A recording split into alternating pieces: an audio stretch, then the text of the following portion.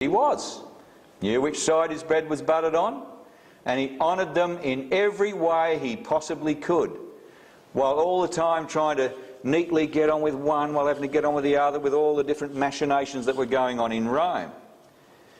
He will attack the mightiest fortresses with the help of a foreign god, and will greatly honour those who acknowledge him. The Authorised Version says, thus shall he do in the most strong... Well, it doesn't even make sense in English, does it? Or the margin says, in fortresses of munitions, with a strange god, whom he shall acknowledge and increase in glory.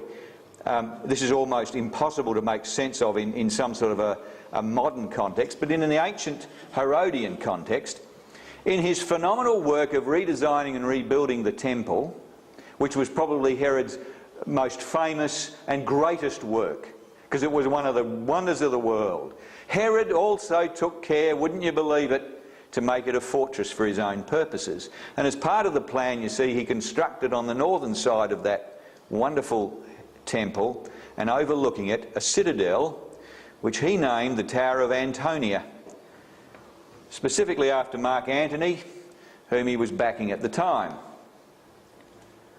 Josephus says, but for the tower itself, when Herod the king of the Jews had fortified it more firmly than before, he gratified Antonius, who was his friend and the Roman ruler, by calling it the Tower of Antonia. Yes, he knew how to get the Caesars on side, although Mark Antony wasn't quite a Caesar at this stage, he was a would-be. Interesting things about this. In Acts chapter 21, we read of Paul being taken up the steps of the barracks. You remember that, when he was arrested, and the steps of the barracks, that was in the temple area there, and that was the famous Tower of Antonia, the barracks, into the barracks, overlooking the temple. And Roman soldiers were trying to save him from the violence of the crowd. And you might remember in that one, Paul managed to silence the crowd eventually from the steps by motion of his hand, and then he spoke to them in his defence. As I recall, the soldiers ended up having to drag him in for his own safety into the Tower of Antonia. All right, he will greatly honour those who acknowledge him. He will make them rulers over many people and will distribute the land at a price. Herod especially went overboard in honouring the various Roman rulers with whom he had dealings. I've already mentioned Julius and Mark Antony and Octavian. Octavian, who subsequently became Caesar Augustus. Herod was notorious for parcelling out among people who pledged allegiance to him the land adjacent to various strategic sites, just in case, if there was a civil uproar, he'd have his mates. It's called, mates' rates. Have my mate installed there and installed there and installed there. If I need to make a quick exit, I'll have friends along the way. He parcelled out the land. He distributed the land at a price. Now, you might say, well, that's all very fine, but look at verse 40, at the time of the end. Well, that's it. Can't be Herod. The time of the end, can't be. That's it.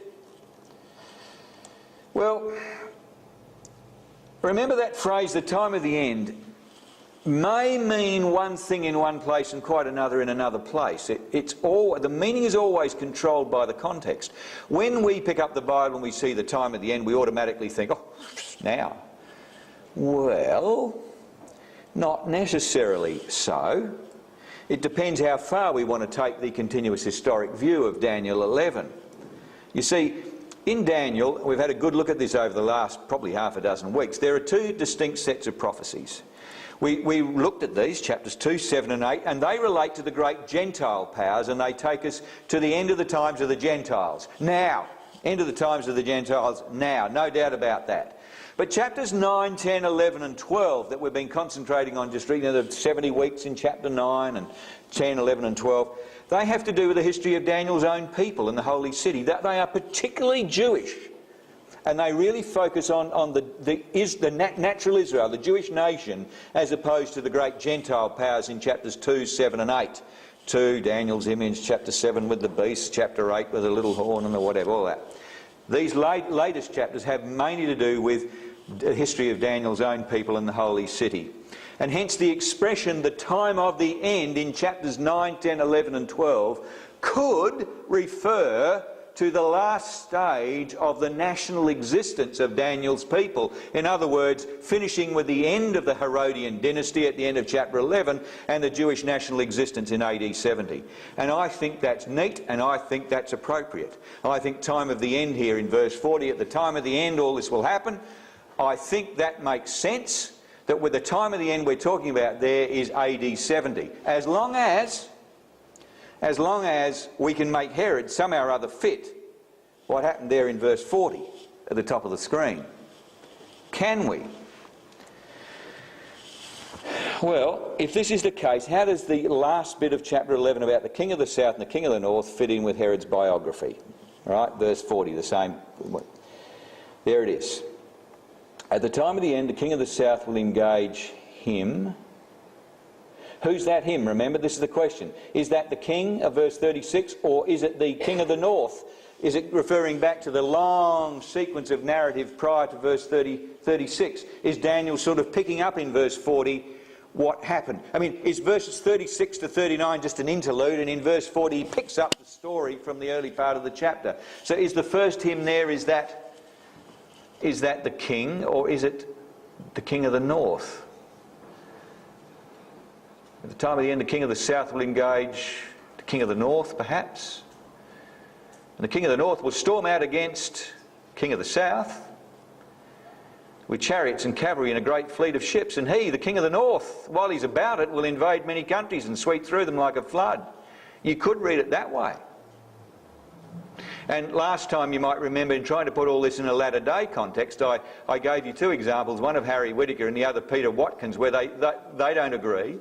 Harry Whittaker takes the view that this hymn's all referring to the king in the middle. And Peter Watkins takes the more traditional view, oh no, it's all talking about the king of the north, the interpretation I just put on it then. Who's right? Don't know. Maybe they're both right. Don't know. You recall in the last session that we said that the key to understanding the prophecy from verse 40 was to identify the person to whom the pronouns him and he refer. Most commentators assume that they are referring to the king of the north, like Peter Watkins, but I said it may be preferable to understand them as simply referring to the king. In other words, neither the king of the north nor the king of the south, but the king in the middle, from verse 36. That's what I said, and I was sort of going along the Harry Whittaker line last time. But, as I often say, what would I know? The fact is, Herod can fit into this picture, but only as long as we take the traditional view and take the him and the he to refer to the king of the north earlier, like so, like this. At the time of the end, the king of the south will engage him, the king of the north, in battle. It's almost as if, as I said, up to from verses 1 to 35, you've got continuous historic. King of the north, king of the south, Seleucids, Ptolemies, da-da-da-da-da. Verse 36, little interlude, little break. Talks about this other character called the king. Then verse 40, the story again from where we left off, all right? It's almost as though verses 36 to 39 were in parenthesis, and here we get back to the old story. At the time of the end of the Jewish times, the king of the south will engage the king of the north in battle, and the king of the north will storm out against the king of the south with chariots and cavalry and a great fleet of ships. And he, the king of the north, while he's about it, will invade many countries and sweep through them like a flood. Now, there don't appear to be any grammatical or textual clues to help us one way or the other, as I pointed out to begin with.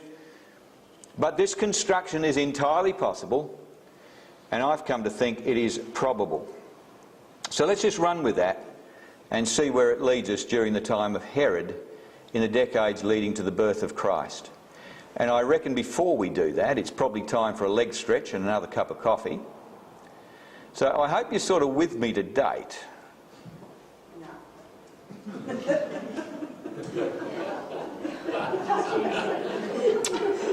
I don't know. Well, what you got to do, you got to read this stuff. You got to read it. Dennis, are you with me? You're with me. You're not agreeing, though, are you? No. I think Herod's got a lot to do with it. You did? Anyone else had ever thought about Herod in this context? No. Yeah, because isn't it? I've got a Jewish Maccabees, but that doesn't fit, does it? Okay. Well, it's wonderful. You like all this history about? Anyone see the film Cleopatra? Yes. you're going to learn all about the history in the next 5 minutes, because I tell you all about Mark Antony and Octavian. It's wonderful stuff. Great romantic drama. And I reckon. Did Julius Caesar at school? And I reckon all this stuff about Caesar and then after Caesar, I reckon it's all here in verse 40. Yeah. So let's have a cup of coffee. You got 5 minutes. 5 minute leg stretch, because we can't sing a song. 5 minutes. Against him, the king of the south, with chariots and cavalry and a great fleet of ships. And he, the king of the north, will invade many countries and sweep through them like a flood. Can I say that that interpretation is actually the traditional Christadelphian prophetic interpretation, but applied to the 20th and 21st centuries, right? That's the way we've...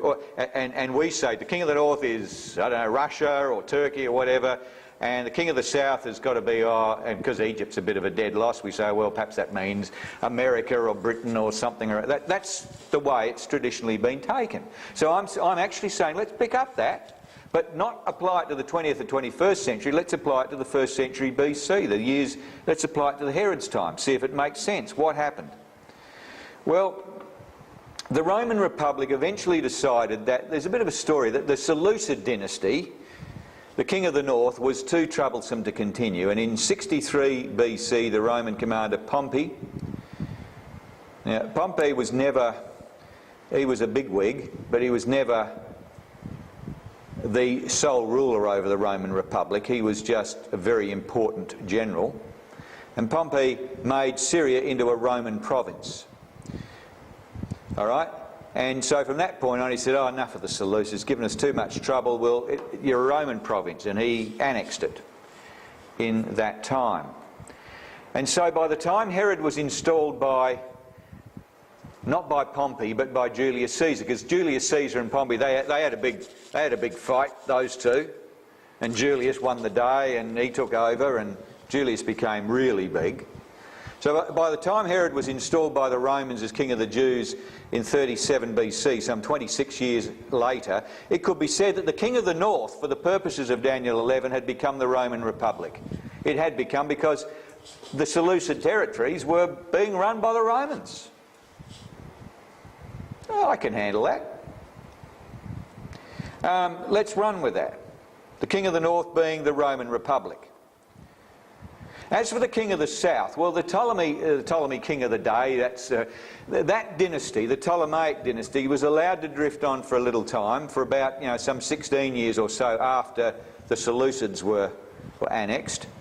And it was allowed to drift on, but it became weaker and weaker until 47 AD when Julius Caesar, and Julius was the first of the Caesars really, he basically said it's my way or the highway. That's basically what I say. I mean, total control of the empire. And there was always this thing, if any of you have seen these things like I, Claudius, ever saw that? You know, there was always this battle between, do we go back to the Republic and have the Senate and whatever running, or do we have a Caesar? And there was always that battle, and of course the Caesars ultimately won out. But anyway, Julius Caesar, in 47 AD, he made Cleopatra the queen, together with her 12-year-old brother Ptolemy the 14th, who was the rightful heir or whatever at that time, as co-regent. So, I think he probably thinks, look, we'll make a woman queen down there, I'll be able to do whatever I want, and just, we'll have Ptolemy the 14th. He's the rightful heir, but he's 12, what is he? He's a kid, that's all right, don't worry about that. And you'll pay lots of money to Rome and, we'll get off your back, right? That was Julius Caesar in 47 AD. Now, of course, Julius was assassinated. And then, after he was assassinated, there was a civil war in Rome over the succession. And that civil war was basically between Octavian and Mark Antony. Both had been trusted commanders of Julius Caesar. Octavian had basically been almost like an adopted son. In fact, I'm not actually sure whether he might have been adopted as a son by Julius. I'm not sure, but he was very close. And Mark Antony was a great trusted commander of Julius Caesar. And now these two fought for control of the Republic, and it became very willing indeed. Roman civil war. Mark Antony established a power base in Egypt with Cleopatra. And in that sense, in collaboration with Cleopatra, he effectively became the king of the south for the purposes of the Daniel 11 prophecy. We have to make it so if we're going to make sense of this. Is it conceivable, is it credible that we can say Antony and Cleopatra together? I think it is. It's sort of like the last remnants of the Ptolemaic dynasty, the king of the south. Octavian consolidated in and around Rome, and since by now the Seleucid dynasty had long been dismissed and had long since come under the control of Rome, Octavian, for the purpose of this argument, became the king of the north for the purposes of the Daniel 11 prophecy.